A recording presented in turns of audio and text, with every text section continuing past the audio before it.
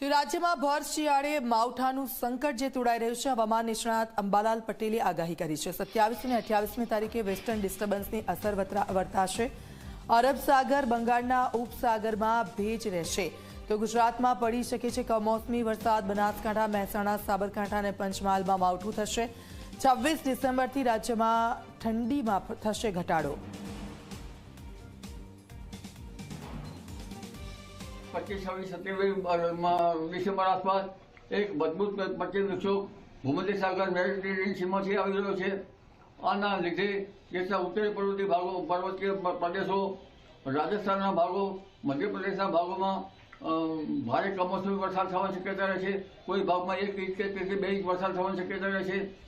ઉત્તર ગુજરાતના ભાગો, પંચમહાલના ભાગો, સાબરકાંઠાના ભાગો અને ગાંધીનગર સુધીના ભાગો, ક્યારેક અમદાવાદના ભાગો પર અસર થઈ શકે છે। કમોસમી વરસાદ થશે પવનની સાથે। દક્ષિણ ગુજરાતનું હવામાન પણ પલટાશે, પશ્ચિમ સૌરાષ્ટ્રનું હવામાન પણ પલટાશે અને જૂનાગઢના ભાગોમાં પણ વાદળવાયુ આવશે। એટલે આ પશ્ચિમી વિક્ષોભની અસર જબરી છે।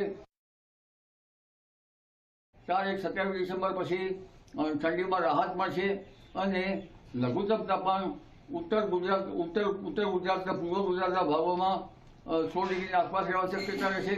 સૌરાષ્ટ્રના ભાગોમાં, ઉત્તર સૌરાષ્ટ્રના ભાગોમાં 16 ડિગ્રી આસપાસ અને પશ્ચિમ સૌરાષ્ટ્રના ભાગમાં 18 ડિગ્રી આસપાસ રહેવાની શક્યતા રહેશે।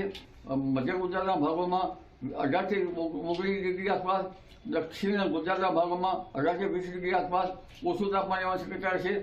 ઠંડીની અસર ઓછી થવા છતાં પવનના કારણે હિમયુક્ત ઠંડી જણાશે। એટલે હવે એક પછી હવામાનમાં પલટા આવી રહ્યા છે।